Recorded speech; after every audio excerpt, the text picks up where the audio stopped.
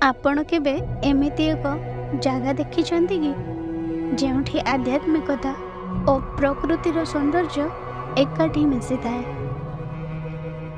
ଆଜି ମୁଁ ଆପଣଙ୍କୁ ନେଇଯିବି ଓଡ଼ିଶାର ଗଞ୍ଜାମ ଜିଲ୍ଲାରେ ଥିବା ମା ବାଲାକୁମାରୀ ମନ୍ଦିରକୁ, ଯେଉଁଠାରେ 1240ଟି ସିଢ଼ି ଚଢ଼ି ଆପଣ ପହଞ୍ଚିବେ ଏକ ଐତିହାସିକ ଓ ମନୋରମ ସ୍ଥାନକୁ।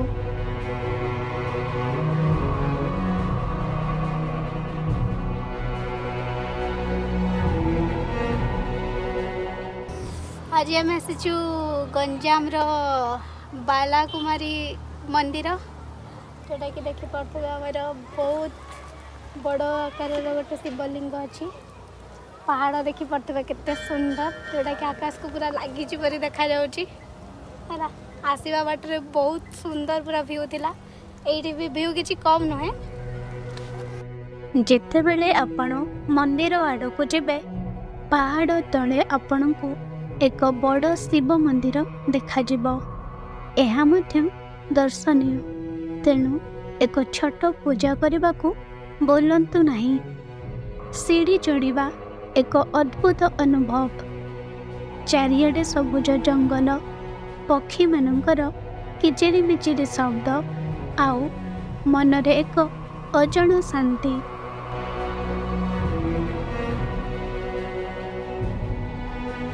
माँ बालाकुमारी मंदिर होउची गंजाम जिलार टिकिटी ब्लॉक रे थिबा एक प्रसिद्ध आध्यात्मिक स्थान, जहाँ केरांडीमाल पहाड़ उपरे रहिছে, ଯେଉଁଠାରୁ ଚାରିଆଡ଼େ ସବୁଜ ଜଙ୍ଗଲ ଓ ପ୍ରାକୃତିକ ସୌନ୍ଦର୍ଯ୍ୟର ଏକ ଅଦ୍ଭୁତ ଦୃଶ୍ୟ ଦେଖାଯାଏ।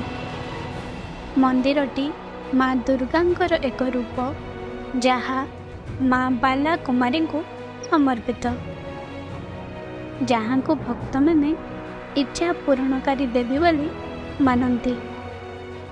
ଏହି ମନ୍ଦିର ପ୍ରାୟ 300 ବର୍ଷରୁ ଅଧିକ ପୁରୁଣା ଏବଂ ଏହାକୁ ଟିକିଟିର ରାଜ ପରିବାର ପ୍ରତିଷ୍ଠା କରିଥିଲେ। ମନ୍ଦିରର ସ୍ଥାପତ୍ୟ ହେଉଛି ଓଡ଼ିଶା ଓ ଦକ୍ଷିଣ ଭାରତୀୟ ଶୈଳୀର ଏକ ସୁନ୍ଦର ମିଶ୍ରଣ। ଏହାର ପ୍ରମୁଖ ଆକର୍ଷଣ ହେଉଛି ପାହାଡ଼ ଉପରେ ଥିବା ଅବସ୍ଥାନ।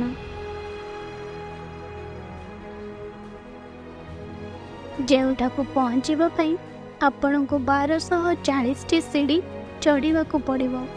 କିନ୍ତୁ ଚିନ୍ତା ନାହିଁ, ଆଉ ଏକ କଂକ୍ରିଟ ରାସ୍ତା ମଧ୍ୟ ରହିଛି, ଯାହାଦ୍ୱାରା ଆପଣ ଗାଡ଼ିରେ ମନ୍ଦିର ପାଖକୁ ଯାଇପାରିବେ।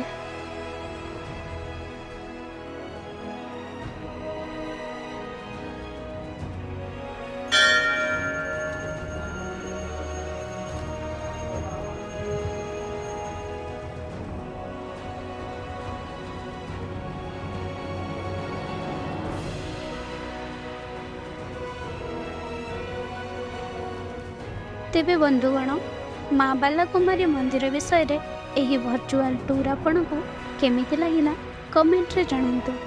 आगामी वीडियो रे आमे आहुरी अद्भुत स्थान को जीवु, तेणु आम सह जोड़ी होई रुहंतु। आज नमस्कार। माँ बालाकुमारी को आशीर्वाद आपणक सह रहू।